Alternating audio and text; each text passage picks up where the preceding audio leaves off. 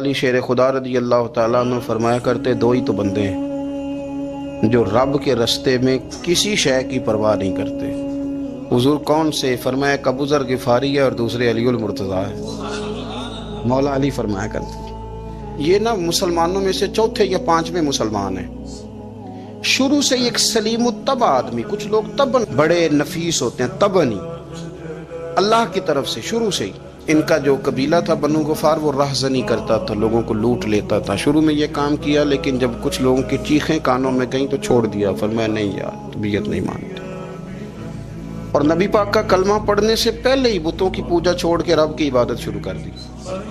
لوگ پوچھا کرتے تھے آپ عبادت تو کرتے تھے پر منہ کدھر کرتے تھے؟ فرماتے تھے جدھر وہ کرا لیتا تھا کر لیتے تھے۔ کسی نے انہیں بتایا کہ مکے میں ایک شخص ہیں جنہوں نے اعلان نبوت کیا ہے، آپ کی طرح کی باتیں کرتے ہیں۔ انہوں نے اپنے بھائی کو بھیجا، ان کا نام انیس تھا، پتہ کر کے واپس آئے، بھائی کہنے لگے ابو ذر ان کا نام جندب ہے، اصل میں ذر ان کے بیٹے کا نام ہے اور کنیت سے زیادہ معروف ہیں، ابو ذر غفاری کہلاتے ہیں۔ فرماتے ہیں کہ بھائی نے آ کے بتایا کہ وہ نیکی کا حکم دیتے ہیں، برے کاموں سے منع کرتے ہیں، صلہ رحمی کا پیغام دیتے ہیں، لیکن لوگ سارے مخالف ہیں۔ یہ چیز بھی بڑی کاؤنٹ ہوتی ہے، اسے نہ کاؤنٹ کیا کریں۔ لوگوں کی ترجیحات بدلتی ہیں، صبح کچھ دوپہر کچھ شام کچھ، اسے نہ کاؤنٹ کریں۔ انہوں نے اس بات کو کاؤنٹ کر کے بتایا کہ لوگ ان کے جو ہیں نا وہ مخالف ہیں سارے۔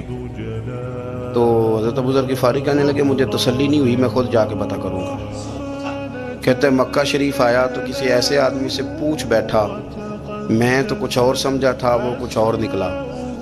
مکے والوں نے بڑا مارا، مکے پہنچ کے پہلی جو چیز ملی وہ مار کھانے کی تھی۔ اب میں ڈرتے کسی سے پوچھتا ہی نہ، بھوک بھی بڑی تھی، رہنے کو جگہ نہیں تھی، حرم شریف میں لیٹا رہتا تھا۔ میرے نصیب دیکھو مجھے ایک شخص نے آ کے ہلایا، کہنے لگے اگر مناسب سمجھیں تو میں آپ کو دیکھ رہا ہوں کافی دیر سے، آپ کوئی پردیسی ہیں، آپ کا اپنا مہمان نہ بنا لوں؟ تو میں نے کہا آپ کا کیا نام ہے؟ کہنے لگے میرا نام ہے علی ابن ابی طالب۔ کہتے ہیں مولا کائنات گھر لے گئے، کھانا بھی کھلایا، جگہ بھی دی، سونے کو خدمت بھی کی، لیکن چونکہ میں تو پہلے ایک سے پوچھ کے مار کھا بیٹھا تھا، میں نے پوچھا نہیں میں کدھر آیا ہوں۔ رات رہے، اگلی رات بھی رہے، لیکن میں نے بتایا نہیں میں کس کام آیا ہوں۔ حضرت ابو ذر غفاری رضی اللہ تعالیٰ عنہ کہتے ہیں خود ہی مولا علی نے پوچھا بتا سکتے ہو کیسے آئے ہو؟ میں نے کہا رات رکھ لو گے؟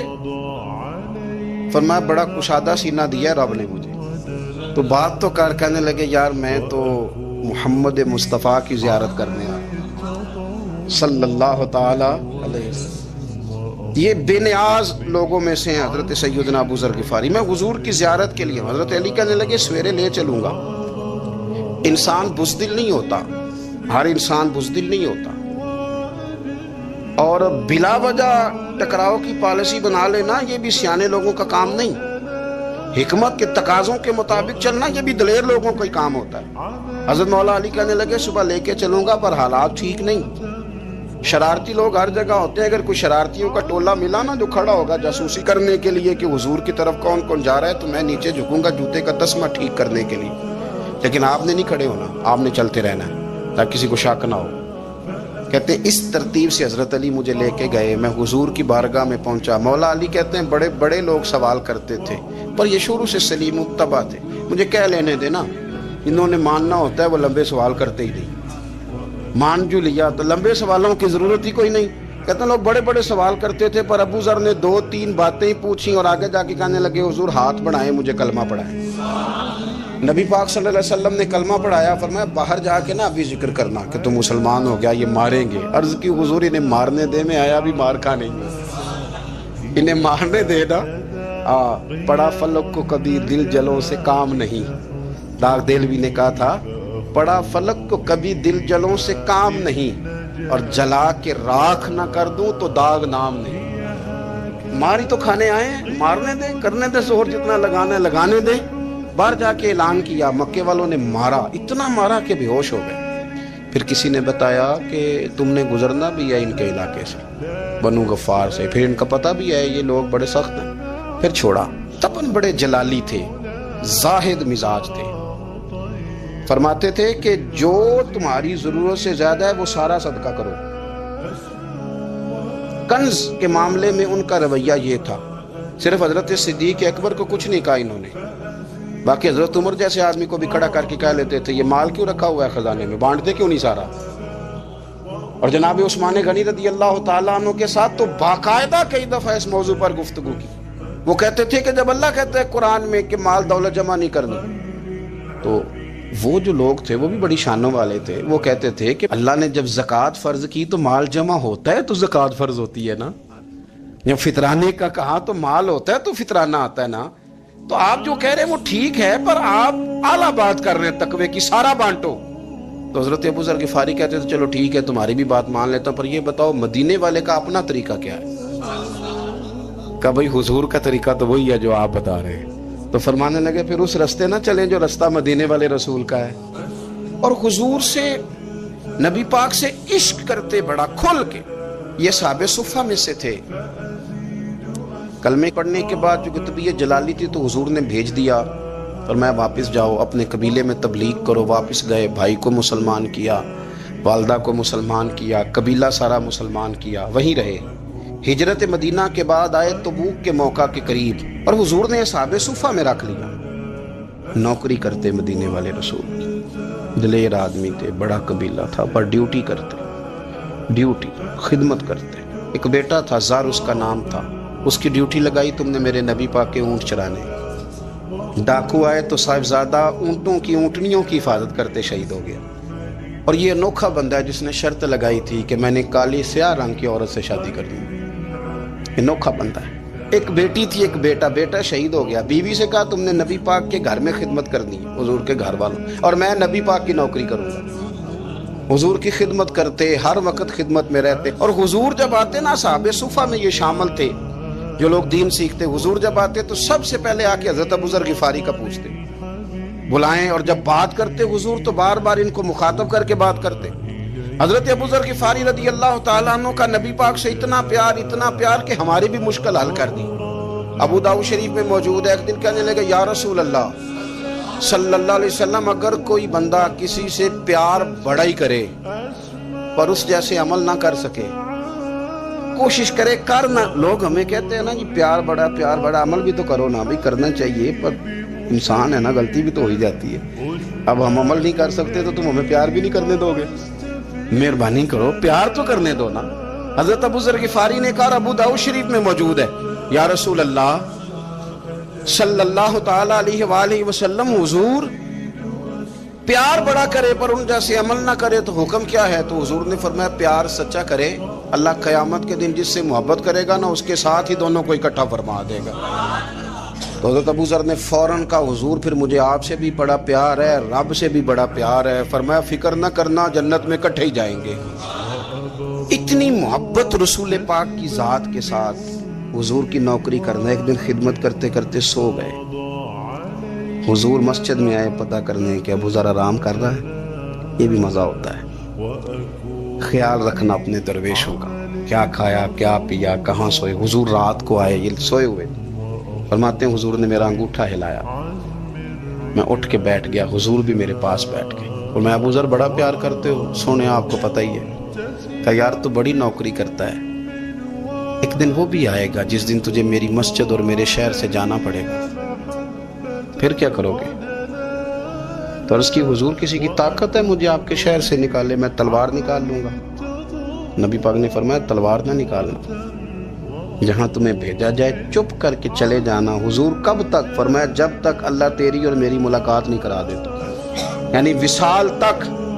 یہ واحد شخص ہیں کہ حضور کے وصال ظاہری کا وقت آ گیا تو فرمایا کوئی میرے ابو ذر کو بلاؤ۔ جب یہ آئے تو حضور لیٹے ہوئے تھے، یہ جھکے نبی پاک کی طرف، حضور میں حاضر ہوں، تو حضور نے پکڑ کے سینے کے ساتھ لگا لیا۔ میرے رسول پاک صلی اللہ علیہ وسلم کی خدمت میں ایک دفعہ عرض کرنے لگے، حضور مجھے صوبے کا گورنر بنا دیں۔ نبی پاک نے فرمایا ابو ذر میں عہدے پسند نہیں کرتا، تو تمہیں بھی میں کہتا ہوں عہدہ نہ لینا، تمہیں بھی کہتا ہوں عہدہ نہ لینا۔ فرمایا ابو ذر میں جو چیز اپنے لیے پسند کروں گا تمہیں بھی اسی کا مشورہ دوں گا، تم بندے اچھے ہو پر یہ کام تمہارے بس کا نہیں ہے۔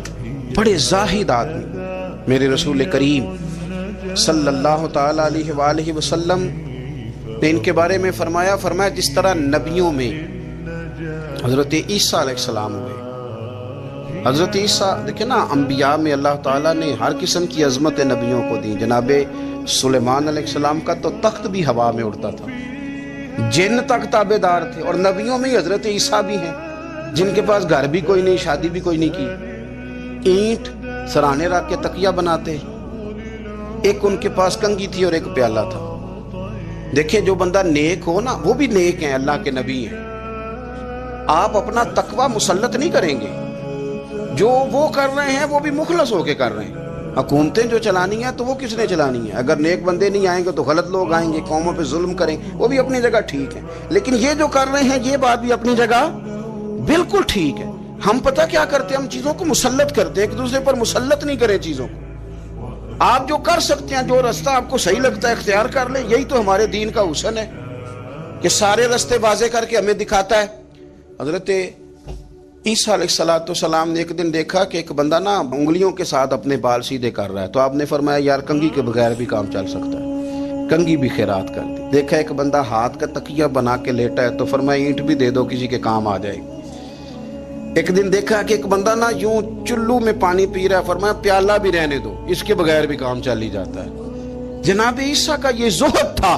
میرے نبی پاک علیہ السلام نے فرمایا جس نے جناب عیسیٰ کا زہد دیکھنا ہو وہ میرے ابو ذر غفاری کو دیکھے، ان کو دیکھے. یہ دنیا میں جناب عیسیٰ کے زہد کے مطابق چلتے پھرتے ہیں. ساری زندگی دولت کو، مال کو پسند نہیں کیا. جہاں رہتے تھے ایک گورنر صاحب نے 300 دینار تحفے میں بھیجے. تو ایک ہوتا ہے نا بندہ کہتا نہیں نہیں ضرورت نہیں. اور حضور سید عالم صلی اللہ علیہ وسلم نے حضرت عمر سے فرمایا تھا جو خود بخود آ جائے وہ قبول کر لو اللہ کی طرف سے. لیکن ان کا رنگ فقیری والا تھا اور تھوڑا انوکھا تھا. 300 دینار آئے تو فرمانے لگے اسے جا کے کہو تمہیں کوئی اور بندہ نہیں ملا دھوکہ دینے کے لیے، میرے گھر ہی مال بھیج دیا ہے. فرمانے لگے میرے پاس گدھا ہے سواری کرنے کے لیے، میرے پاس بکریاں ہیں دودھ پینے کے لیے، میرے پاس ایک چادر اضافی ہے سامان میں سے. میں تو ڈرتا ہوں کہ رب کہیں اس چادر کے بارے میں سوال نہ پوچھے، اور تم ہو کہ میرے پاس یہ لے کے آئے ہو. حضرت عثمان غنی کے پاس جا کے کہا کرتے کتنا لوگوں کے پاس پیسہ آ گیا ہے، ہر بندے کے گھر میں مال ہے، یہ کیا ہو رہا ہے، لوگوں سے کیا خرچ کرے غریبوں پہ. عثمان غنی فرمانے لگے تمہیں تو خوش ہونا چاہیے کہ میرے دور میں لوگ خوشحال ہو گئے. آپ فرمانے لگے نہیں، وہ والا رنگ زیادہ بہتر ہے جو مدینے والے نے اختیار فرمایا، کیونکہ کچا رنگ للاری والا چڑھدا تے لیندا رہندا عشق تیرے دا رنگ محمد، جدوں چڑھ جائے پھر نہیں لینا. آپ کی طبیعت کے اندر دولت سے بیزاری. حضرت ابو درداء، حضرت ابو موسیٰ اشعری، حضرت ابو ہریرہ رضی اللہ تعالیٰ عنہ، یہ سمجھ لیں ان کے کلاس فیلو تھے، ان کے ساتھ پڑھا تھا انہوں نے. حضرت ابو ذر غفاری ان پر بھی جلال کرتے ہیں. آپ یقین کریں کہ طبیعت نا ایسے کیف میں آ گئی ان کو پڑھ کے. ان کو پڑھا جب کچھ دنوں سے تو کچھ انوکھا، یہ انوکھی وضع ہے، سارے زمانے سے نرالے ہیں. یہ بندے کون سی بستی کے یار اب رہنے والے ہیں، یہ کس طرح کے لوگ ہیں، کیا سوچ ہے. حضرت ابو درداء رضی اللہ تعالیٰ عنہ کے گھر کے قریب سے گزرے تو حضرت ابو درداء مکان بنا رہے تھے. کیا جملہ کہا، تڑپ گئی روح. فرمانے لگے ابو درداء تجھ سے مجھے یہ امید نہیں تھی یار. فرمایا کیا ہوا؟ فرمانے لگے اب تیرا مکان بنانے کے لیے بھی اللہ کے بندوں کی پشتوں پر اینٹیں رکھی جائیں گی. تیرا مکان بنانے کے لیے رب کے بندوں کی پشتوں پر اینٹیں تیرے لیے. حضرت ابو درداء نے گردن جھکا لی. فرمایا یار جہاں تو ہے نا تو بالکل ہی ٹھیک کہتا ہے. کیوں؟ میرے نبی پاک صلی اللہ علیہ وسلم نے فرمایا اس زمین کے اوپر اور آسمان کے نیچے ابو ذر غفاری سے سچا بندہ کوئی نہیں، ان سے زیادہ سچا کوئی نہیں. فرمایا تو ٹھیک کہتا ہے یار، صحیح کہتا ہے. حضرت ابو موسیٰ اشعری رضی اللہ تعالیٰ عنہ کو گورنر بنا دیا گیا عراق کا. اب حضرت ابو موسیٰ اشعری صحابہ میں ایک بڑے جلیل القدر صحابی ہیں، اور ان کی عظمتیں، رفعتیں، بلندیاں کیا کہنا، بڑی گہری دوستی تھی. لیکن جب وہ گورنر بن گئے نا تو آپ نے فرمایا بس بھائی اب تو نے عہدہ لے لیا ہے، یہ بندے کو ٹھیک نہیں رہنے دیتی چیزیں، اب تو عہدے میں چلا گیا. بڑی مدت کے بعد ملاقات ہوئی حضرت ابو موسیٰ اشعری کے ساتھ. وہ دوڑ کے آئے حضرت ابو ذر غفاری کے گلے ملنے، میرا بھائی میرا بھائی۔ فرمایا پیچھے ہٹ جا، میں نہیں تیرا بھائی، تو گورنر ہے، میں غریب آدمی ہوں، اپنا کام کر۔ پھر دوڑ کے آئے، فرمایا ابو ذر تو میرا بھائی ہے یار، اکٹھے پڑھتے تھے حضور۔ فرمایا نہیں، جا تو نہیں میرا۔ پھر آئے، جانتے تھے نا یہ سچا بندہ ہے، یہ سچا بندہ ہے، یہ تقریروں والا نہیں، صرف وعظوں والا نہیں، اس کے اندر بھی بڑی سچائی ہے۔ قریب آئے، آ کے کہا یار تو میرا بھائی ہے، میرے سینے لاگ۔ فرمانے لگے تو تیسری بار آیا ہے، مومن ہے، میں منہ نہیں موڑ سکتا، پر پہلے مجھے بتا گورنر بننے کے بعد تو نے مکان کتنے بنائے، باغ کتنے لگائے، چکیاں کتنی لگائی، کتنے تو نے چیزیں بنائی ہیں، پہلے بتا۔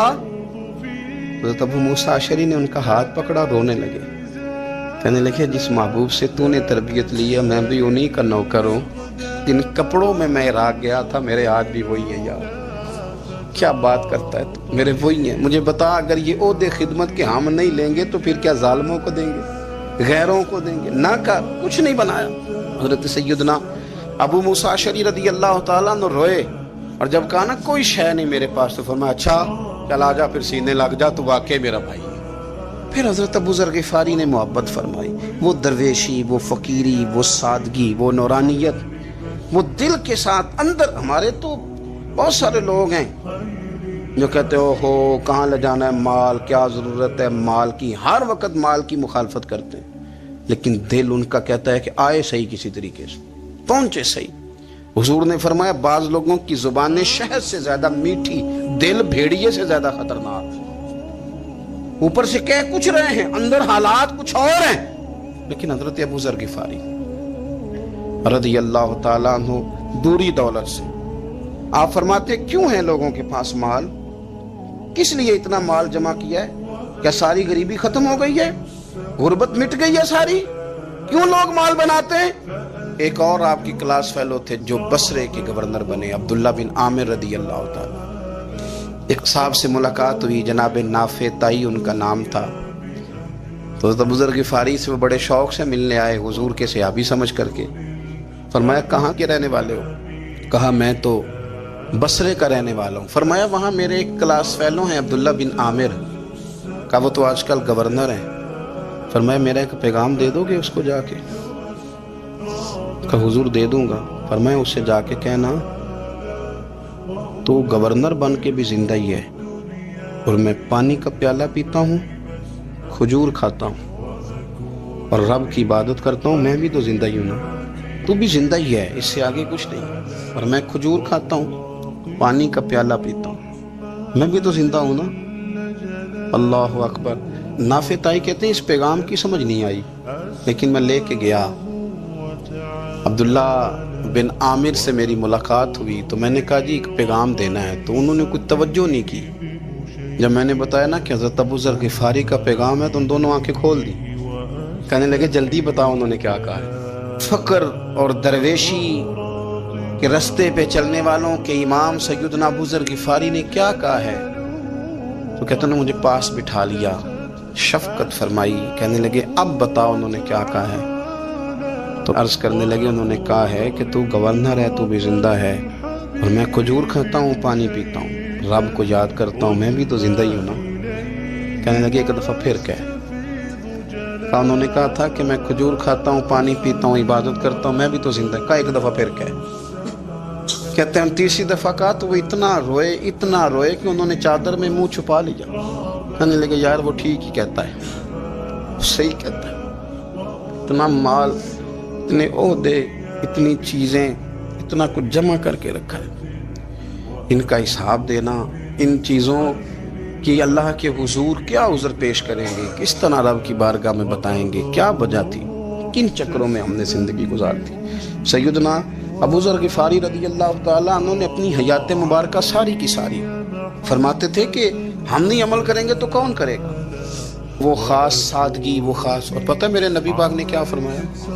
فرمایا مجھے میرے رب نے حکم دیا ہے کہ میں 4 لوگوں سے پیار کروں۔ اللہ اکبر، کاش کبھی آپ اس حدیث کے جملوں کو سمجھیں۔ او یار اللہ نے حکم دیا ہے محبوب پیار کرے، حضور کس سے؟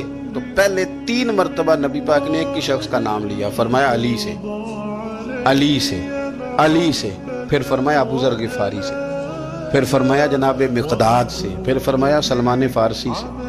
رب نے مجھے کہا ان سے پیار کرو، حضرت ابو ذر غفاری۔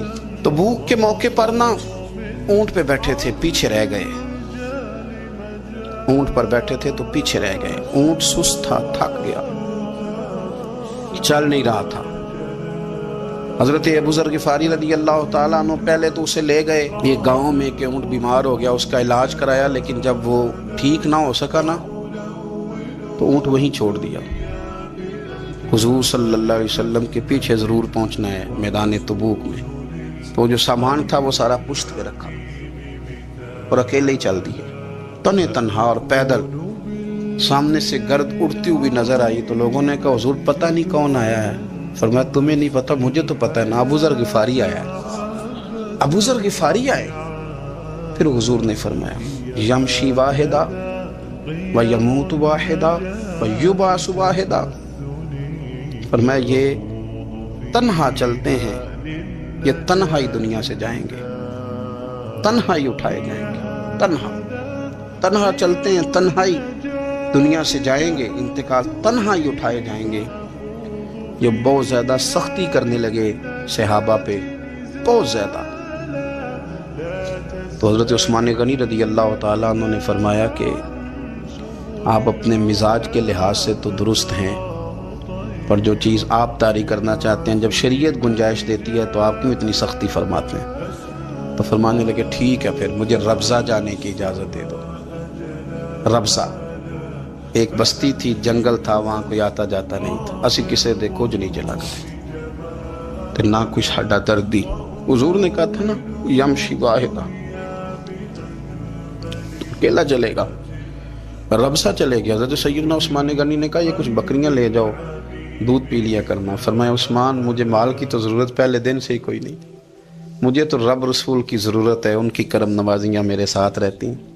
تشریف لے گئے، وہاں تنہا کھجور کے خشک ٹکڑے کھاتے، عبادت کرتے، اللہ کو یاد کرتے۔ بڑے بڑے لوگوں نے آ کے کہا کہ ابو ذر آپ کی بڑی شان ہے، ہمارے ساتھ چلیں۔ فرمایا چھوڑو، کہاں منشور ہم اور کہاں ہنگامے محبت کے، ایک حجرے میں رہتے ہیں خدا کو یاد کرتے ہیں، ضرورت کوئی نہیں، جہاں ہوں نا وہاں میں ٹھیک ہوں، حاجت نہیں۔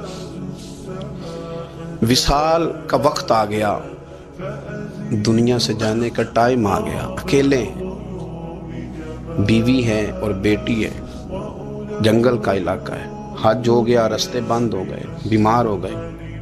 اپنی اہلیہ کو بلا کے کہنے لگے اب میں بچوں گا نہیں، اب جانے کا وقت آ گیا۔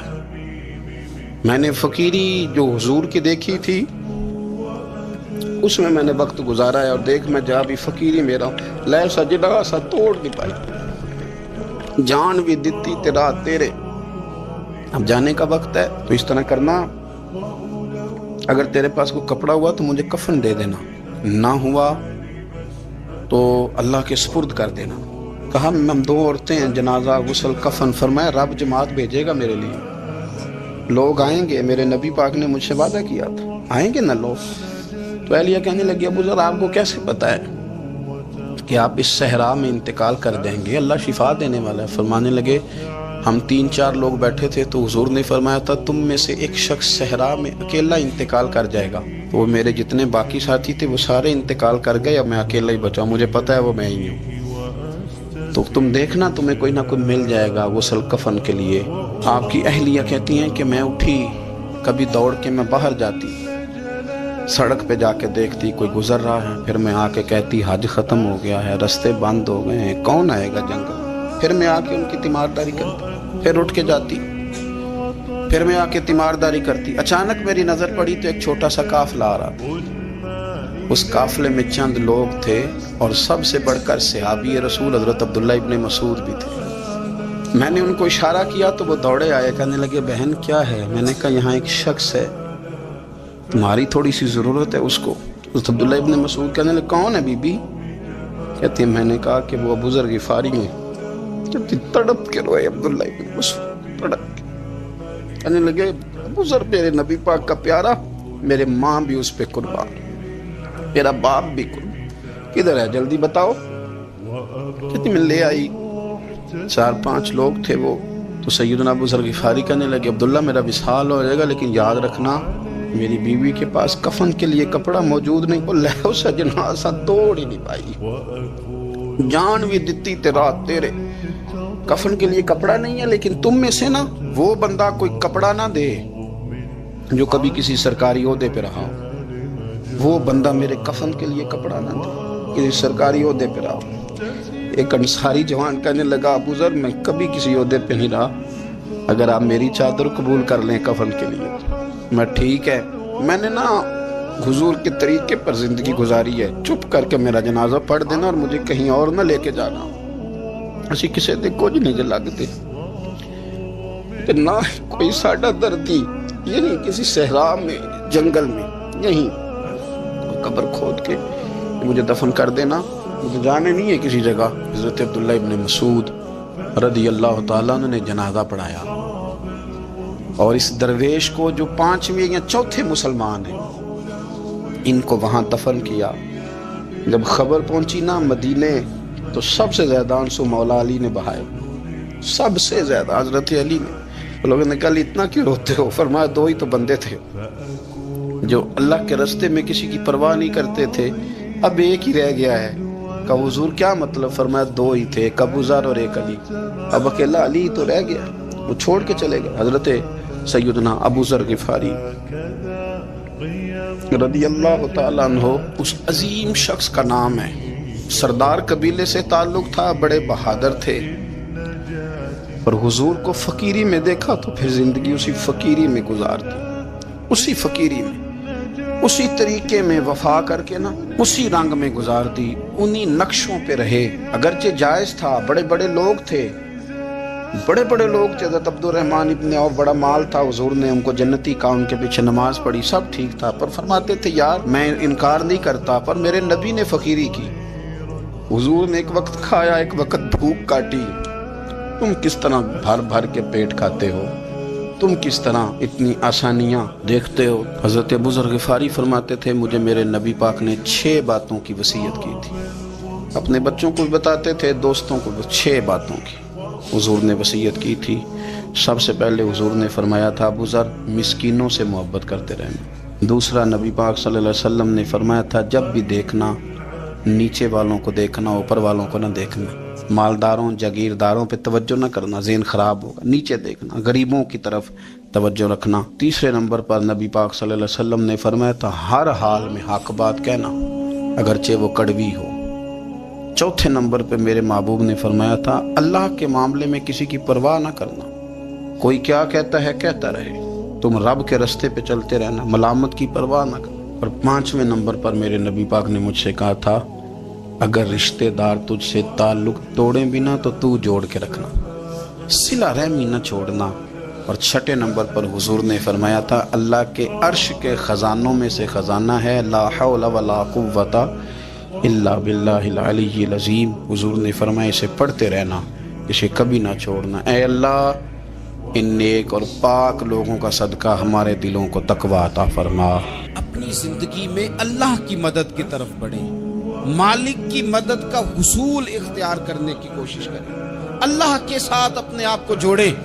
اگر اللہ کی مدد نصیب ہو, یہ جو ہم جتنا ڈرتے رہتے ہیں, سہمے رہتے ہیں, پریشان رہتے ہیں کوئی کیا کر دے گا, ہمارے ہاں نا ہر شعبے میں معاذ اللہ ایک مافیا ہے الا ماشاءاللہ. وہ مافیا کہتا ہے میرے ساتھ ملو گے تو میں چلنے دوں گا ورنہ میں نہیں چلنے دوں گا, مارکیٹ میں آ ہی نہیں سکتا فلانا بندہ کیونکہ یہاں ہمارا قبضہ ہے. اور میرے بھائی پھر بہت سارے لوگ جن کی نیتیں اور ارادے بڑے اچھے ہوتے ہیں شروع میں, وہ بھی اس مافیا کا شکار ہو جاتے ہیں اور ان کے رنگ میں رنگ جاتے ہیں. یاد رکھنا کسی شخص کی بلیک میلنگ کا کبھی شکار نہ ہونا, کبھی کسی کی میٹھی اور مسجع مکفہ باتوں کا شکار نہ ہونا. کوئی کیا کر سکتا ہے اگر اللہ مددگار ہو تو, جس کو رب کریم اٹھانا چاہے اسے کوئی گرا سکتا ہے. ہم یہ ڈرے سہمے پریشان فیصلہ کرنے کی طاقت نہیں, مجھے چلنا چاہیے کہ نہیں, اٹھنا چاہیے کہ نہیں, کرنا چاہیے. اٹھ باندھ کمر کیوں ڈرتا ہے, پھر دیکھ خدا کیا کرتا ہے. حضرت عبداللہ ابن عباس فرماتے ہیں میرے نبی پاک علیہ السلام نے میری تربیت فرمائی, حضور نے میری تربیت فرمائی, اور محبوب پاک علیہ السلام نے فرمایا عبداللہ یاد رکھنا، یہ نوجوان دوست میری بات لکھ لیں، پریشان لوگ میری بات لکھ لیں، جن کے پاس قوت فیصلہ نہیں وہ اس بات کو لکھ لیں۔ حضرت عبداللہ ابن عباس فرماتے ہیں میرے نبی پاک علیہ السلام نے مجھ سے فرمایا تھا عبداللہ سن، اگر ساری دنیا